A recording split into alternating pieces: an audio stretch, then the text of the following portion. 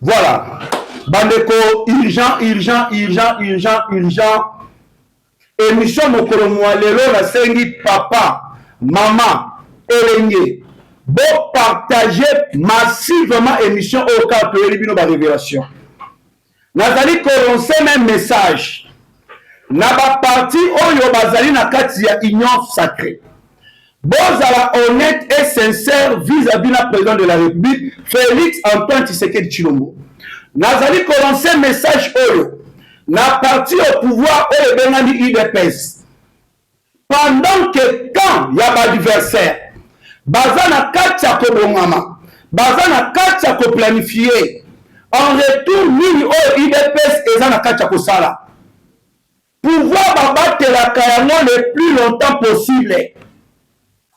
Na tango na akoloba na bino peuple congolais, mosolo motamboli na kotangela bino na basomme. Bakosala ba marche na bango awa na capitale ya Kinshasa. Ba mobiliser déjà 30 000 personnes. Na motomoko $100. Bandeko, $100 na motomoko. Chose grave bandeko.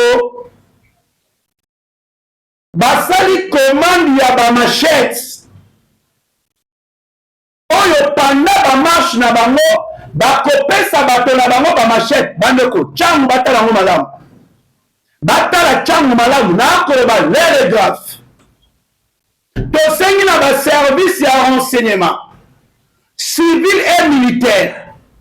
Botele meka tango bitumba makasi ne yango ezo bandi. A fait le changement de la constitution. Paul Kagame alobi ekolekate. Tshisekedi akosimba constitution ya Congo te. Kabila alobi Tshisekedi akosimba constitution ya Congo te. Soi-disant opposant au baza ba pantin. Bakimeli article 64 de la Constitution. Bandeko, même bango moko. Baza koyeba article 64 de la Constitution te. Et lobini réellement. Pe moto oyo azolinga zwa bokonzi na mandoki na makasi ko renverser bokonzi oyo population epesi na moto. Constitution pe elobeli etumbu na ye. L'air est grave na lobby pour panza teke awa. Les diasporas congolais de partout dans le monde. Zoto libanda ya mboka memolema na kati ya mboka ya Congo. Oyo ekoma bilei na bino ya tango iso. Ya koluka koyeba Congo elalaki ndenge nini. Congo elamuki ndenge nini. Mambi matali politique ya mboka ya Congo. Makambo mozali koleka lolenge kani. Marche oyo bazu basalaki le 15 mai na Bruxelles. Finalement bandeko euti kotalisa bosolo. Euti kobimisa vérité na mokili mobimba. Kagame eloko nyonso ezalaka na ebandeli mpe suka na yango. Tokobeta lisolo bandeko frappe aérienne oyo esalemi na niveau ya Minembwe na ba après midi ya mokolo mwa lundi le 18 mai 2026. Colonel Joseph Mitabi. Hey, bandeko. Bogoyoka nini komeli. Oyo kaka mambo masobele. Bato bakoloba na ngai kamera akoloba te, kamera zo kalate. Bandeko, est-ce que vous avez connu la Vital Caméra? C'est un véritable caméléon. Caméra. Et Michel Lelo, Malobi, Olivada. Nyataba otoleka. Donc, vous avez senti que makambo koinda. Tobeta lisolo bandeko empire imatuti baza en difficulté financière ne baye ko créer bandeko Ebola bo koyoka Ebola na obimisela bino révélation sur Ebola na obimisela bino révélation sur Ebola yango Michel Lelo na lobi bo like bo commenter bo partager bo salate ko s'abonner. Bonjour et bonsoir chers fidèles internautes de partout dans le monde, j'espère que vous allez bien. Merci beaucoup na balandi na biso ya KN8 télévision. Merci beaucoup pour la balandi na biso ya Petrouza télévision. Car tolobaka yango soki moni mboti belela avant ete mongo moyo mokaoka. Ngandula Bavana Motema ya Petrouza, 3 fois Inge la femme qu'il faut à la place qu'il faut. Motama Elamo. Balobaka. Vaut mieux tard que jamais. C'est ça, ne Balobaka. Ah. Joyeux anniversaire. Zamba Bertelayo. Apa Kiselo Isusu Nikole Bele. Ose à la bonne santé. Le sambo na yo. Nzamba la tisayango zoto. Talaka kayomo sinzambe. Mbotama elamu. Voilà. Ça pitade bandeko. To bandana point ya liboso. Nae kola kisabino bandeko. Qu'est-ce qui se passe? Opposition ni ba ko bongisa. Batu baza ko tuna biso. Kamere après avoir à démissionner qui démission forcée. N'aperçoit ya Assemblée nationale. Mais pourquoi toi koyoka Vital Kamerhe te? Pona nini Kamerhe aza koyoka te? Même makambo motali changement de la constitution. Kamerhe a coupé sa position na été pona nini? Bandeko ebandaki boye. Kamerhe atentaki azala candidat de la francophonie. Abundi, Fachi Beto bloqué. Au moment qui Fachi Beto a présenté qui cette dame, Emmanuel Macron. Caméra Meki, Fachi Beto bloqué. Caméra Meka qui na ministère de l'économie. Non, ils ont un budget, Adolphe Muzit, oui. Dans le ministère a budget. Fachi Beto a passé à mon ami, Adolphe Muzit.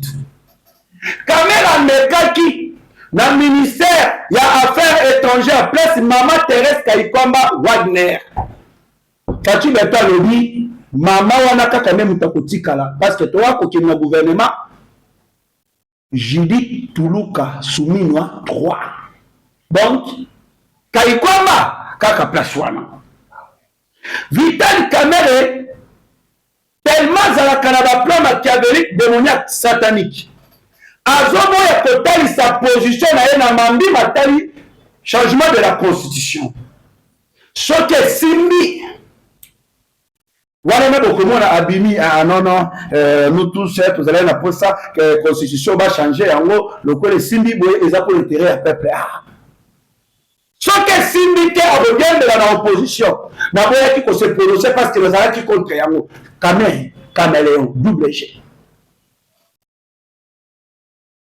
Na clique il y a des opposants financés par Kagame et Kabila. Vital Kamerhe a du nombre, mais Azoli n'a connu l'initiative. Kamerhe Azoli n'a connu l'initiative. Baliana Jésus, Bateka Jésus. Président Félix Antoine Tshisekedi Tshilombo. Presque la moitié de la union sacrée. Il y a même dans le gouvernement. Balingi aussi ma constitution. Balingi 3e mandat na yote. Pas d'année. Bala qui sa position na bango. Bala qui sa position na bango soki bazali na yo. En katimini ba ko sola na ba opposant. Bo pelisa moto. Toza na sima na bino. A kota 3e mandat te. Asimba kota ta constitution te. Et je vous assure, Jean-Pierre Bemba Gombo place Azali. Jean-Pierre Bemba Gombo pas limité Fachi Beto Simba constitution. Car Jean-Pierre Bemba Gombo, il peut aviser la présidence de la République. Il y a un peu comme tout le monde qui marche et Salema qui awa, il y a union sacrée, la ministère militaire, pour remercier les Américains de la sanctionner Kabila, aussi pour soutenir le chef de l'État dans la vision changement de la Constitution.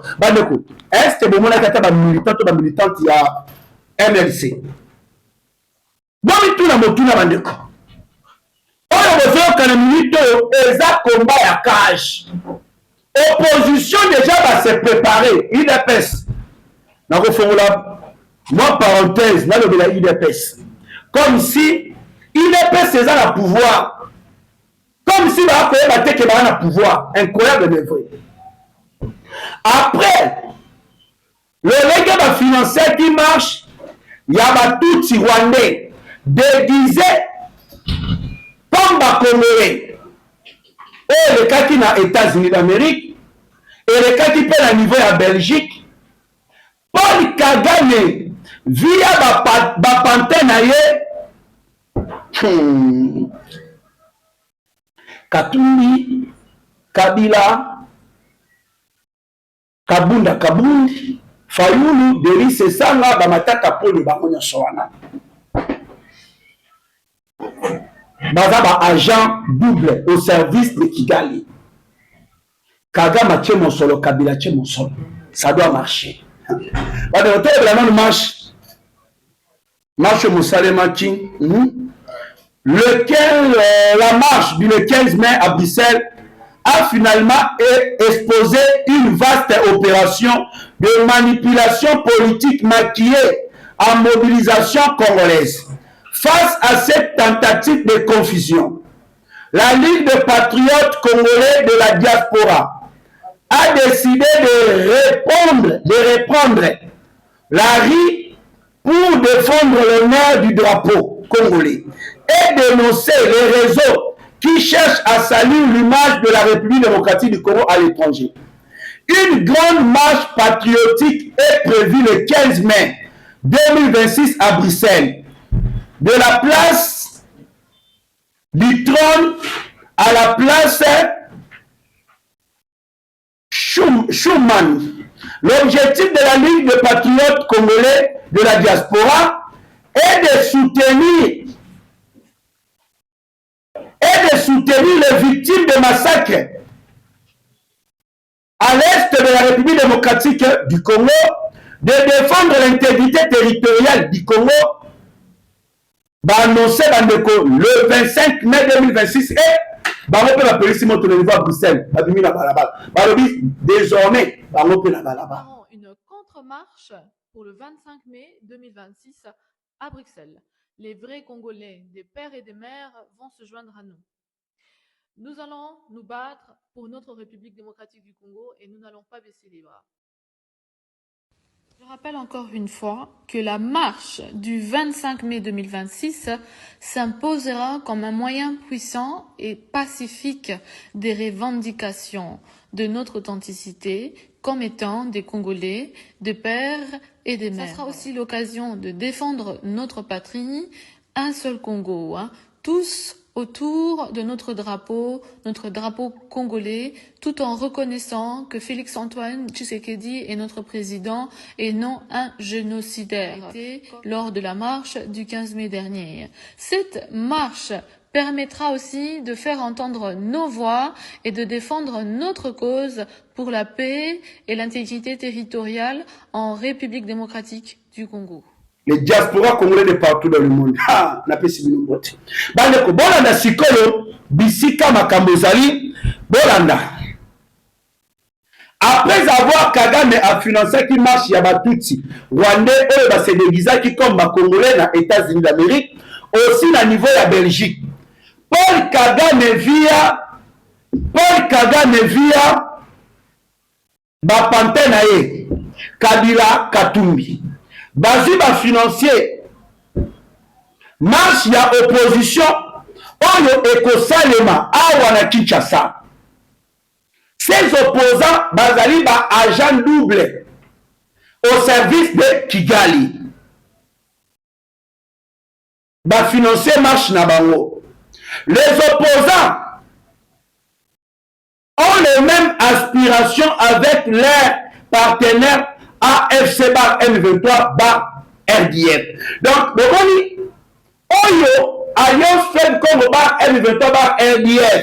Bah, nango bosenga, ezali le même oyo pe ba opposant, bah, nango bosenga. Na makambo na bango babomisi le Mekani. Le principal organisateur de la marche en faveur de l'AFC à Kinshasa aurait mobilisé une somme estimée à 5 millions de dollars américains pour soutenir cette opération. D'après estimation, environ 30 000 personnes seraient recrutées pour participer à la marche avec un paiement estimé à $100 par personne. Donc 30 000 personnes bazwi ba recruter. Na moto moko bakopesa ye $100, soit près de 3 millions de dollars américains. Oyo bazwi batie na disposition. Ya ba oyo bakoparticiper na marche wana. Moto moko $100, moto moko $100. En plus, bandeko na ba Congolais, 20 grandes figures politiques recevraient chacune $200 000, bandeko. Motomoko $200 000. $200 000 représenterait environ 2 millions supplémentaires. Wana ezali mbongo oyo bazwi batie basalisa bamarche kafu awa na Kinshasa. Chose grave bandeko na ba Congolais de père et de mère. Basali voire même ba commande ya ba machette bandeko. Bokoki ko imaginer. Il y a des conteneurs les akokota ba ko bouler le ko les akoya na babiloko nini ba machette. Basali ba commande même ya batterie militaire, donc ba effet militaire. Tout cela c'est pour paralyser Kinshasa, déstabiliser les institutions du pays. Selon des sources bandeko, ezali kotalisa balobi boye avec Tshisekedi. Alors, nous devons tout faire pour avoir même pas 2028. Pour si ma constitution, Tshisekedi a décidé, il faut si ma constitution. Seul moyen, il y a quoi empêcher à si ma constitution, et à l'élimination physique. Nous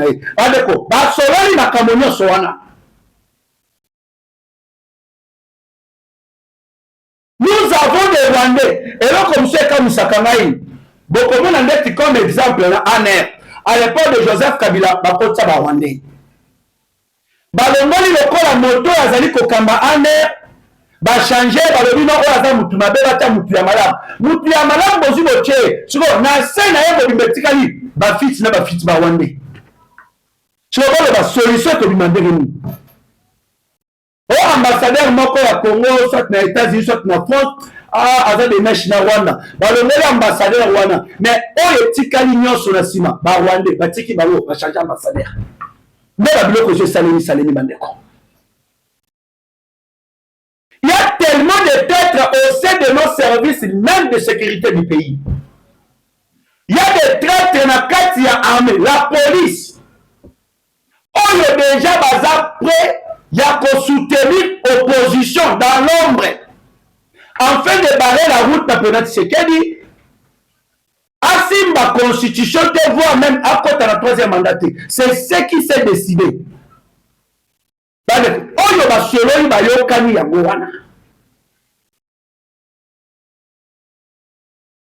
Ils ont dit article 64, même dans mon cas, soi-disant, opposant congolais. Bakoki peut-être. Bazoye bata article 64 makabezo le muté. Papa, maman, elenge, bocha kiti, boka sikoyo. Donc, il y a article 64, oyo bango moko ba kolobela. Article 64, le bini. Et le bini, tout Congolais a le devoir de faire échec à tout individu ou groupe d'individus qui prend le pouvoir par la force ou qui les exerce en violation des dispositions de la présente constitution. Est-ce que le président Tshisekedi a eu pouvoir na makasi ton voix électorale reconnue dans la constitution? N'est-ce pas que tu as une élection? Dans le moment où tu as une élection, pour qui était tellement que le président Tshisekedi est populaire, bango bakozate pour la Congolais bazana ba image ya mabe pour bango. Toke na élection, président Tshisekedi alongi élection bandeko. Bolo banangai. Est-ce que akani pouvoir to azu pouvoir na normalité? Ba se contredire bango moko. Ceux qui te le dit to tina se. Et le bibo kaka bango moko na article 64 wana tina se. Et le bibo toute tentative de renverser, toute tentative de renversement du régime constitutionnel constitue une infraction imprescriptible contre la nation et l'État. Elle est punie conformément à la loi. Bandeko. Hein? Donc, toute tentative il y a que renverser régime oyo ezali reconnu na constitution ya mboka na nzela ya voie électorale. Eza infraction munene oyo ezali puni na loi.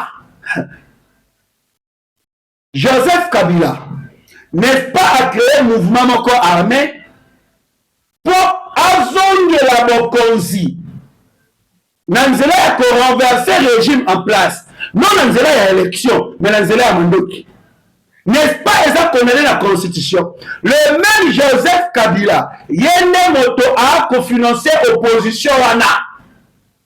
Ah, bandeo. Pour ça, les se contredit. La constitution est à côté de la article 64 wana. C'est clair. Tu vois, le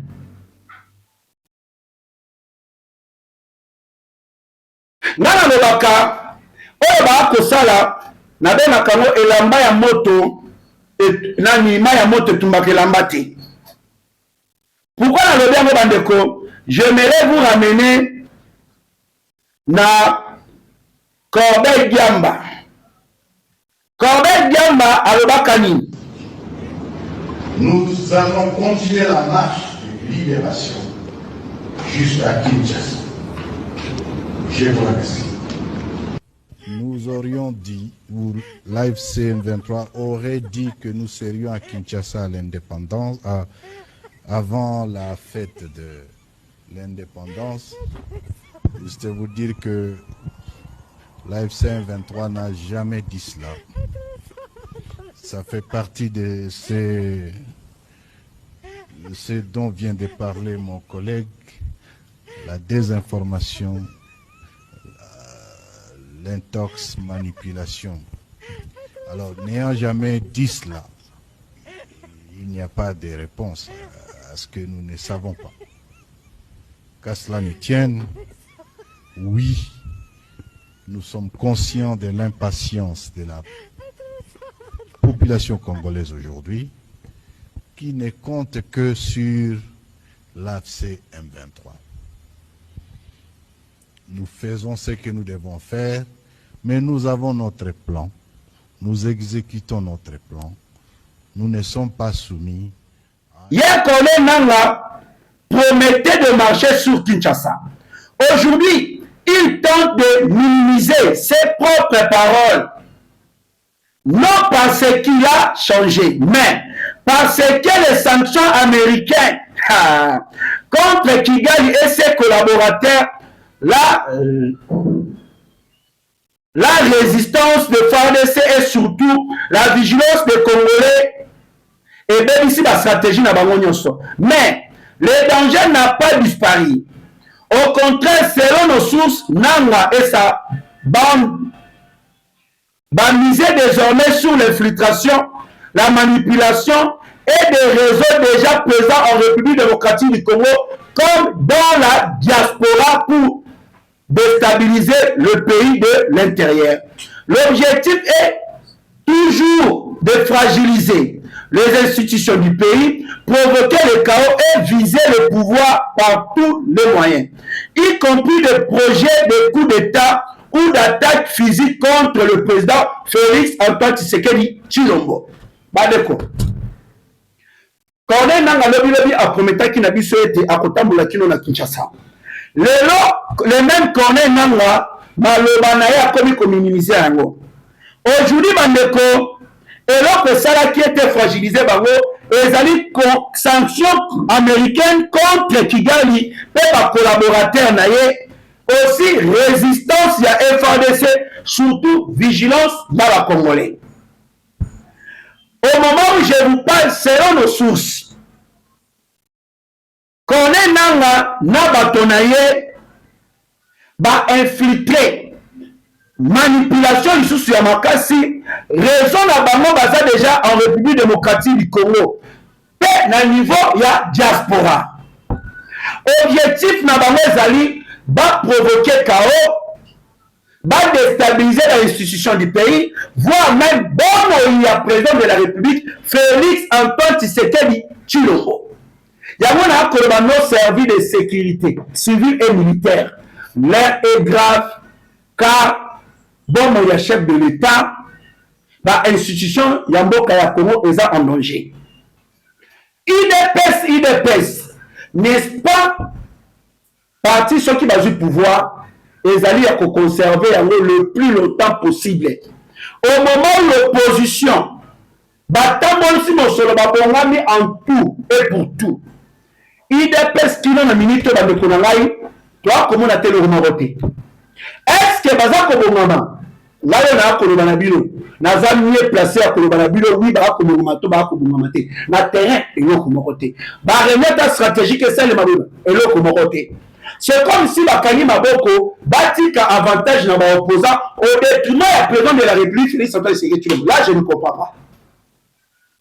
IDPS. Boakola, Boakola, Tatoni. Incroyable, mais vrai. J'aimerais aussi, Nathalie Sabino en termes de révélation. Est-ce que vous avez ancien président congolais, Joseph Kabila, aujourd'hui, chef d'un mouvement rebelle, terroriste AFC bar L23, où les alliés comme Congolais à l'est de la République démocratique du Congo. Kabila a conversé na Paul Kagame 60 millions de dollars américains par mois. So, 60 millions de dollars américains par mois pendant 18 ans. Raison ni Kabila a compris ça. Et les alliés le lengue Baïdaki, Rwanda et Edaki bango pona pour renverser le régime ya Mobutu en 1997. Pe le lenge basala qui était Kabila akoma président. Donc 60 millions de dollars américains fois 18 ans. Et puis si 1,08 milliards de dollars américains. Alors que même ba Rwanda même na Rwanda va souffrir. Bon voilà Kagame ba lebo ça ngoni, yena famille na ye. Aujourd'hui, les mêmes Kabila, chaque pendant 18 ans, il y a Mobimba. Il y a mon solo, il y a Kotina Rwanda. Azo Lingazon a le pouvoir. Et l'autre, il y a Congo, Bosanaki, Kongoma. Oh, Azo Lingazon a le pouvoir pour si sa mission là. Bah, les retours à la batte. Je pense que la mission minute parce que le Baki, la Rosa, on est là à 30 minutes, juste à 30 minutes. Bah, le Binangaï, tu as 5 minutes. Donc, tu as ma est. Donc, on a est. Bandeko, frappe aérienne et Salemaki na niveau ya Minembwe dans les après-midi, Yamokolo lundi, le 18 mai 2026. Le colonel Joseph Mitabu vient d'être bombardé avec escorte Nae Mobimba. Le drone vient de frapper sérieusement les positions de la coalition M23 bar AFC bar RDF, Turané bar Red Tabara aux alentours de Minembwe. Plusieurs militaires rwandais dont leur chef des opérations sur l'axe Minembwe vient d'être tués. Le colonel Joseph Mitabu est un Rwandais de l'armée rwandaise qui a été envoyé par Paul Kagame pour mener des offensives dans le haut plateau du territoire d'Uvira, Fizi, Mwenga et Minembwe, ainsi que ses environs. Aujourd'hui, Topesi visa inde bande konali felo. Tatawana Kalisine. Azu frappe moko na vie na atikala kozwate. De l'autre côté, bande toujours na makambo motali est de la République démocratique du Congo. Le résultat de l'opération menée hier par l'armée congolaise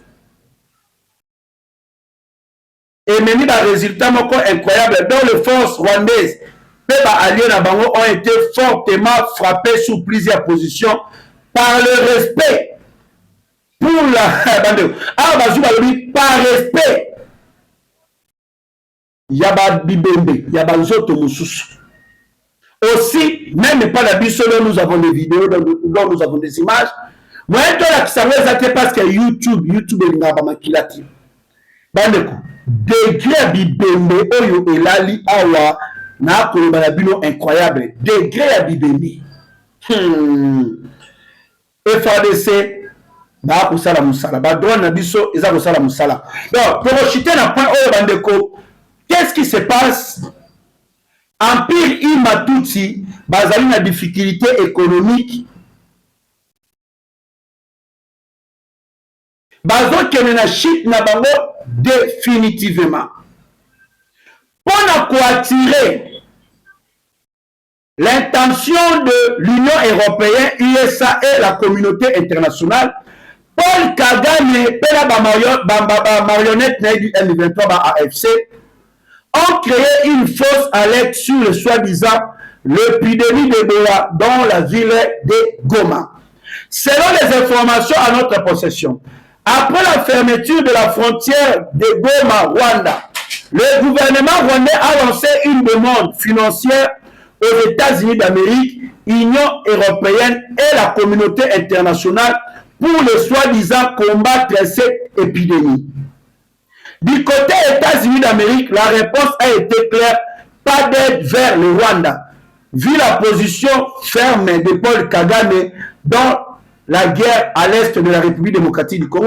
Du côté Union européenne, la Belgique et l'Allemagne ont bloqué la procédure. Il y a Mosoloana. Donc, on a créé moi épidémie, on a le côté de Ebola na Goma. Or que les alliés pour récolter mon solo. États-Unis, Union européenne, et Belgique, Allemagne, procédure Rwanda va bloquer en haut. C'est ça les génocidaires sanguinaires Paul Kagame. Aussi pour votre information, na komituna ba M23 bazalaki na problème ya ba munitions. Baouti Kozouad, plus de 200 bombes, bandeko incroyable. Plus de 200 bombes de Wutiwap, au M23 suite. Ba munitions belé et komeli bango bandeko, et bineli wapi, et outeli wapi, bananyo batindeli bango plus de 200 bombes, pe la ba munitions wala. Makambo ezali, mais le coup la minute sili. Nala bino tokomona na lisusu, numéro plus de 143, 89, 60, 77, 556. Plus 243, 89, 60, 77, 556. Tout le monde à la prochaine. Que le bon Dieu vous bénisse, que le bon Dieu bénisse la République démocratique du Congo. Bye.